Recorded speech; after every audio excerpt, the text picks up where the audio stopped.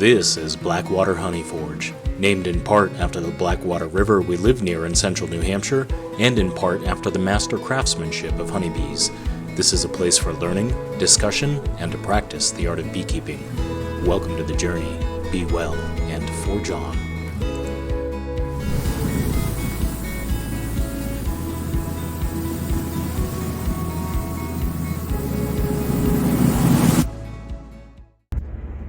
Hey everyone, May 2nd, first and foremost, happy Mother's Day. It's coming up. I'm not sure when this video series will get put out, so if I missed the deadline, I wanted to make sure that I said that ahead of time. So, happy Mother's Day.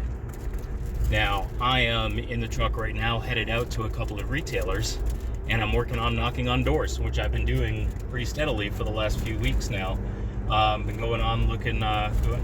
going out looking for retailers, looking for wholesale retail opportunities, and pretty cool thing. I've had a couple people, a couple businesses make some orders.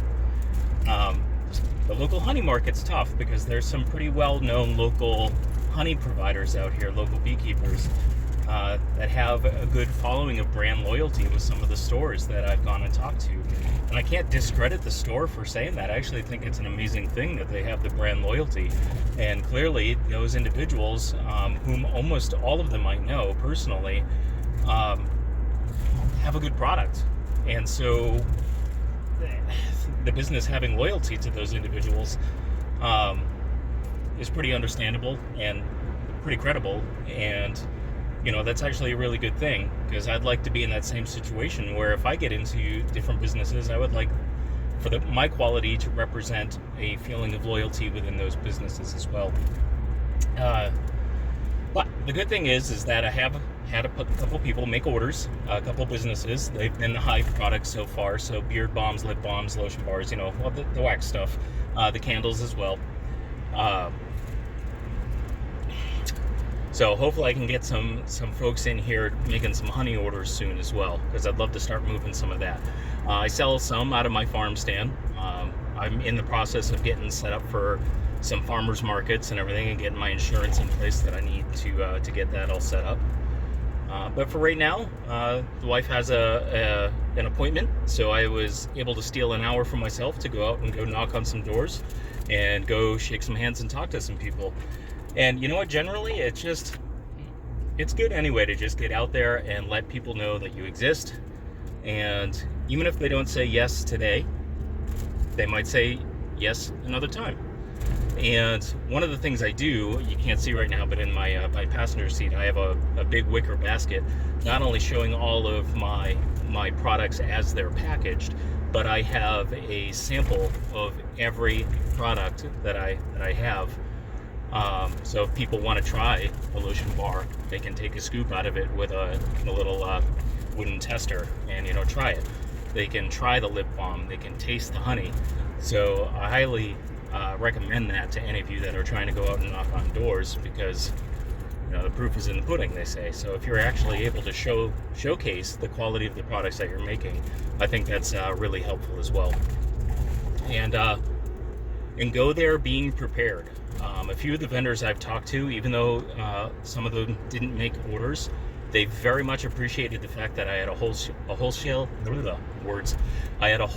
sheet printed and at the ready, showing them what my wholesale numbers were, what my suggested retail price on the items are, what that equates to be on either a markup or a margin.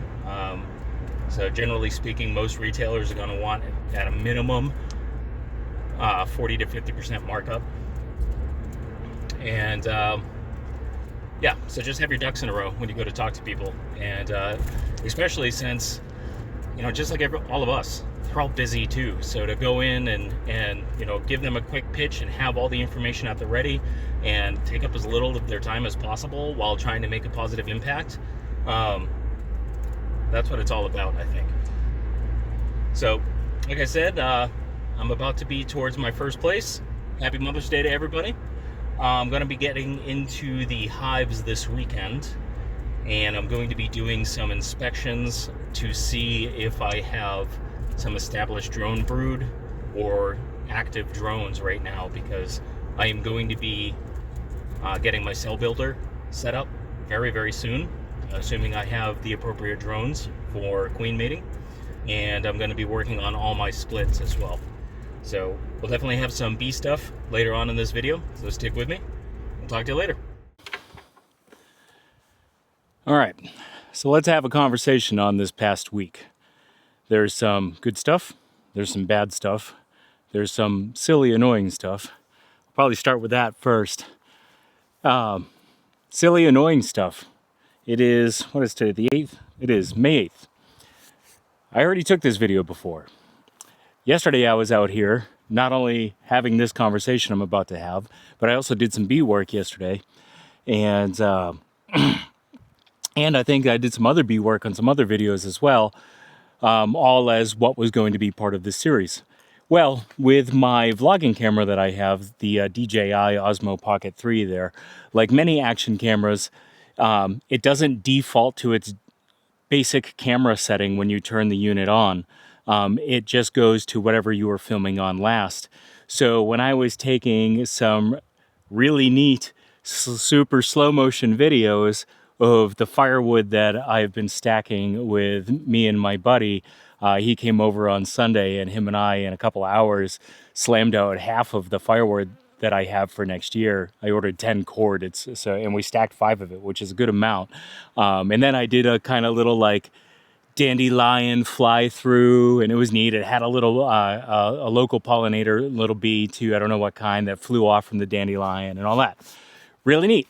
However, when you film in super slow-mo, not only is it incredibly slow motion, but it doesn't record sound. So all of those videos that I took, the previous conversation I had, the bee work that I did, all scrapped. Now I could probably voice over it and try to speed it up enough, but even if I tried to speed it up 16 times, I don't think it would be enough. I got these beautiful bluebirds that are flying around. What are they doing flying around? They're eating my bees. So they're really beautiful. I don't know how beautiful they'll be once my queens that I'm eventually going to be making go out on their mating flights. Hopefully they don't, go after the big, slow-flying, juicy, meaty queens. That'll transition me into some of my more negative news. Where do I want to start on that? I'll probably start with, in my last video, I talked about Formic Pro and how I was going to apply a half dose of Formic Pro. And I did that for a multitude of reasons, which I talked about in that last video, which I was really, I expect a lot from my bees this year. So I got somebody up at the house calling the dogs. So if I'm going to be splitting multiple ways, at least 2, maybe even 3 on some of my stronger hives from what are also going to be my production hives, that's asking a lot for my beehives, because I want them to make me bees and I want them to make me honey, best of both worlds, right? So I wanted to make sure that they were as mite-free as possible so they could launch into this year as strong as they could without having to worry about the mites. So I threw on a half dose of Formic. I also threw on the packaging. I cut the packaging in half and I put that on top of it. I got that trick from listening to Randy Oliver, which slows down the initial release of the formic gases because it tends to off-gas most of the gas very quickly, usually within the first 3 days. That's why it's very temperature sensitive, yada yada. What I didn't do is, so I only use Formic once a year. I think to the best of my memory, to the best of my memory, I only use it once a year. So what I should do before doing that is spend 1 minute reading the instructions again, just to refresh myself to make sure that I'm good across the board. Because what I didn't do is when I put the Formic on all the hives, I didn't take off my entrance reducers. You're specifically supposed to have a wide open entrance, no entrance reducers. Now we did have the wide entrance reducer in place. And so though I expected there to be some fallback from the application of the Formic, my hives all were falling back a little bit more than I had anticipated. Nothing super detrimental, but they got knocked back more than I would have liked. Now, had I done the normal 2-strip application, the normal full application, and I didn't take the entrance reducers away, I think I would have been pretty catastrophic. Now, unfortunately, one of my hives behind me here in the first row, in the back row, hive number 2, that was going to be one of my split and production hives. Well, they didn't like the Formic at all. They took off. They absconded. bye, gone, see you later. My ability to split from them, my ability to make any honey production from them, all gone. Nothing I can do about it. Now, instead of bees and a bunch of stuff that I could get from the bees, I have drawn comb, which is a resource, but it is not as resourceful as a hive with bees in it. So that stinks. Take the minute to just read the instructions. Even if when I Googled it, it gave me a snippet this big that just said the information that I needed. It wouldn't even have taken a minute. It would have taken 27 seconds. And I say that like I'm giving the advice to you, but what I'm really doing is I'm using this camera and this platform and you guys to give the advice to myself. So thank you very much for that advice. I promise I will listen. Maybe. The other news, the blue hive that you probably can't see behind me here because I think I'm in the way, but hive number 3, that was going to be my cell builder hive. So on Monday, what I did is I prepped it as a cell builder. I isolated the queen. I put her above the double screen bottom board, packed the bottom full of bees. Was going to get them ready to go ahead and throw grafted cells in the next day. Well, I work full time, right? I'm a sideliner, so this is my second full-time job. And this doesn't mean I'm not trying to gripe here. I'm actually very fortunate. I'm very grateful to be out in the bee yard. What happened was the following day, Tuesday, I didn't get home until after sunset. It was dark. I worked a very long day in construction, the type of construction that I do with utility construction. As with a lot of construction, you're not done at a time frame. You're done when the job is done. So then I got set back on Wednesday. I think it was bad weather on Wednesday too. And then on Thursday, it still wasn't happening. Now I have a graft, or excuse me, not a graft. I have a cell builder that I know has built emergency cells, guaranteed. I knew they were going to. So what I did yesterday was I went ahead into that hive number 3, and I did a reset on it. I just, whether I use that one for my cell builder next time or I pick another strong one when it bounces back a little bit. Because from the Formic, I'm just giving the hives about like another week. They're going to rebound some. There's a lot of good pollen and nectar sources out right now. And so they're going to build quick. So I'm just going to give them kind of the whole apiary a 1-week reset, the cell builder a 1-week reset. But what I did do with that is, since I knew I was going to have swarm cells, I went ahead and I made two walkaway splits off of my cell builder, because why not? I had the resources, I had the extra bees in there.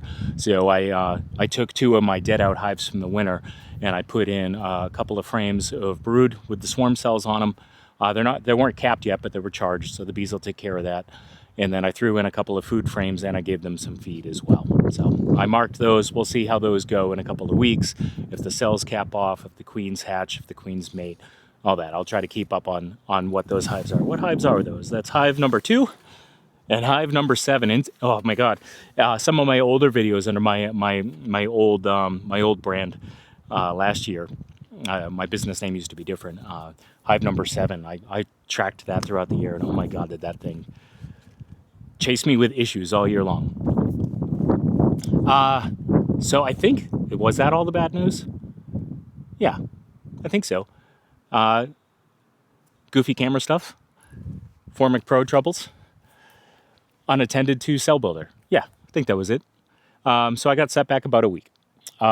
Good news. Let's talk about some good news. Oh, how about some other silly news too? I noticed that my outro for most of my long form videos, someone just walked in and I have not silenced my phone. Let's go ahead and do that. The outro to most of my long form videos is be well and forge on. Now what I'm saying is forge on. What YouTube hears on the transcripts, which is funny, is forge on. Now, I don't know who this John guy is, but I'm really hopeful that everybody's being really good for him. So please continue to do that. John needs that. He needs that love. The good news. So I started this video off with my shaky truck video of talking about sales and going out and trying to find retail vendors and trying to find opportunities and locations to where you can market your products, or my products. I always say you. I should probably just say me. Market my products. And in that video I talked about, maybe they don't make an order that day, but maybe they come back to you another day. The cool thing is the other day I happened to randomly check my spam mail folder on my email, and there was an order sitting there for one of the locations. I think it was the location I was driving to when I was making the first part of that video. So they went ahead and ordered some wax products from me, some candles and some beard balm. Same issue that I've had with a lot of places. They already had some other wax products as far as the lotion bars and the lip balm, and they had a lot of honey products as well. So the cool thing is that I might be there as a vendor for an event that they have coming up in this summer. But either way, as you go in there, meet friendly, nice people, be honest, genuine, show your product, show it with integrity, show it with the same passion that you have when you come out to work your bees. That's what I try to do. I try to show them that this is a practice of passion. I don't think anybody at a hobbyist level or sideliner level is just out there to make a quick buck, because there's no such thing as a quick buck in this. You're going to work your butt off, and you're going to hope to recap and profit a little bit. So that's some really good news. Some other really neat news is I have a couple of really good friends of me of mine that live a few states away, and they've been working on launching a business, an advertising and media firm that specializes in agribusiness and ecotourism, or or a mix of the two. Kind of almost like they even like glamping a lot as well. And they want to try to find companies and talk about those companies. So as they are growing, one of the things that they wanted to do is they wanted to basically stress test their process of interviewing, formatting, breaking that down into an article, and seeing what the process was and working on refining it. And I was actually fortunate enough to kind of be a gopher of sorts, a guinea pig rather, not a gopher. So I got to sit down a while back and have a really good conversation about bees on camera with some people that I already knew that I was comfortable with, and a couple people I hadn't met yet. But any beekeeper is going to be more than happy to sit down for an hour and talk about bees. And that's what I did. We just had a really good conversation about bees, about a couple other issues as well, as far as use of AI and some other things too. And they very recently, the other day, just published that and got the polished version of that interview to me. So I'll go ahead and link that in the description below. And it was a really cool perspective to read about the business from someone else's viewpoint. And I think I managed to bring my passion across as well. And there's the full transcript in there as well, which was really neat too. But either way, really cool opportunity to work with my friends at Explore Digital Media. And that being said, if you have agrotourism, ecotourism, a really neat kind of adventure outside opportunity, Explore Digital Media. Tell Ryan that Paul sent you. And really, really good people. They're people that I've known for many years since high school, people that I trust. I trust them both emotionally. I trust them on a cellular level as good humans, and they're brilliant people. I absolutely trust their intellects as well. So it was really good to dumb them down for an hour with some blue collar humor. So that was really fun. And other than that, I got set back a week. It feels like winter. The spring in New Hampshire, man, it has been cold. It has been uncooperative. It has been tough. It has not been a quick, yay, winter's done, spring's here, let's go, gangbusters. The average highs for the days are in the 50s to mid 50s. The lows are in the low 40s. This morning when I got up, it was 34 degrees. We almost had a frost last night. Here I am trying to push this apiary forward and grow it. And not only am I making dumb mistakes in the meantime, which I shouldn't be making, my season is too short. I don't have time for that. I need to be efficient, and unfortunately, I need to be flawless. And coming from a guy that has flawed written on his arm, that's a challenge. But, oh boy. See, and there goes the thought train has left the station and it forgot to put me on as a passenger. Oh yeah, springtime and how it's next week. Same thing. It's supposed to be lows of at one point mid 30s. The highs don't look above mid 50s. It's supposed to be rainy. It's been windy on top of that. So, and again, not trying to gripe. That's just the reality of my situation, right? So, as much as I want to push the bees forward and make my splits and make the queens, well, first off, my other hives aren't yet at that level where they can afford to lose those solid splits. So I could make queens probably today if I wanted to, but unless I'm putting those in strong splits, then my percentage of success is going to go down. And I'm not worried about them swarming, so I'm okay with waiting a week. And if I check them in a week and I have to, wait another half a week, then I'm going to go ahead and do that. I don't want to wait too long, because then you go on the other side of the spectrum and now you're losing time and now you're being reactive instead of proactive. So, and that's the juggle, right? I mean, I can't actually, that's as good as I can juggle. If I had anything, I already would have gone everywhere. But that's the juggle with beekeeping, is you have to do 8 things all at once. And you have to do them all right now, but they all have to take place at different times. So it's quite the conundrum all the time. Kids are up there running around. I don't know if you can hear them happy and screaming, but one of them is turning 10 tomorrow. So very happy. Birthday celebration is going to happen. I don't want to talk your ear off too much. Just go ahead and kind of wanted to fill you in. There was some goofy news. There was some bad news. There was some good news. So it's all across the board. If you're up here in the Northeast, or even more north than me, I think you might be experiencing some of the same issues maybe as I am. I don't think I'm alone in this, but I hope your spring is going well. And if you're in a different region and it's going phenomenal and you're already seeing all the results that you ever wanted to, then you know what, I'm happy for you. I'm happy, and I'm probably kind of envious as well, but really I'm just happy for you. I hope your spring keeps going well. My next video, man, hopefully I am making queens and doing splits. That's something I'm really looking forward to, and I really want to show you on that. Don't be afraid to put your name out there. Go shake some hands, trade some smiles, trade some stories, get to know some good people. I'll talk to you later. Be well. For John.